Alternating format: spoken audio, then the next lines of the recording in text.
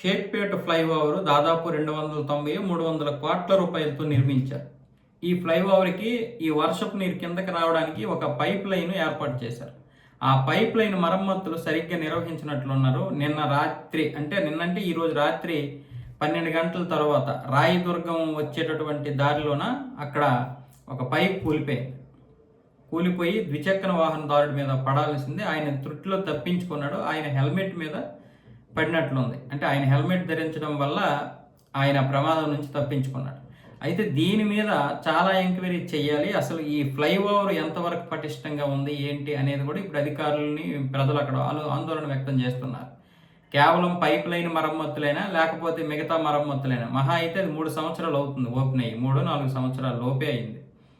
ఇలాంటి పరిస్థితుల్లో ఇప్పుడు ఈ ఫ్లైఓవర్ ఈ పైప్ లైన్ కూలిపోవడం, అలాగే మరికొన్ని చోట్ల దేశంలో చాలా ఫ్లైఓవర్లు కూలిపోతుండడం ఇక్కడ ఆందోళన వ్యక్తం అవుతుంది. అయితే మరమ్మతులు చేయడం, అలాగే దీనికి సంబంధించినటువంటి ఎంక్వైరీ చేస్తే తప్పేం లేదు కదా.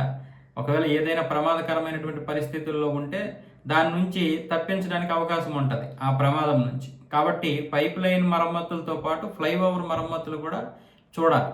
ఎవరు కట్టినా, ఎవరి హయాంలో కట్టినా ఇది బాగు చేయాల్సింది ప్రభుత్వాలే కాబట్టి ఎంక్వైరీ చేయాల్సింది ప్రభుత్వాలే. ఇప్పుడు దీని మీద అంటే రాజకీయం చేయకుండా ఎంక్వైరీ చేసి దాని యొక్క పటిష్టత ఏంటో చూపించాలి. ఆ పటిష్టత ఒకవేళ లేకపోతే మళ్ళీ దాన్ని మరమ్మతులు చేసి పటిష్టమైనటువంటి ఫ్లైఓవర్గా తీర్చిదిద్దాలి. ఇప్పటికే మళ్ళీ దాని ముందు ఇంకొక ఫ్లైఓవర్ వస్తుంది. ఇప్పుడు అక్కడ పోలీస్ స్టేషన్ సిగ్నల్ ఉంది కదా, ఆ సిగ్నల్ దగ్గర నుంచి ఇంకొక ఫ్లైఓవర్ వస్తుంది.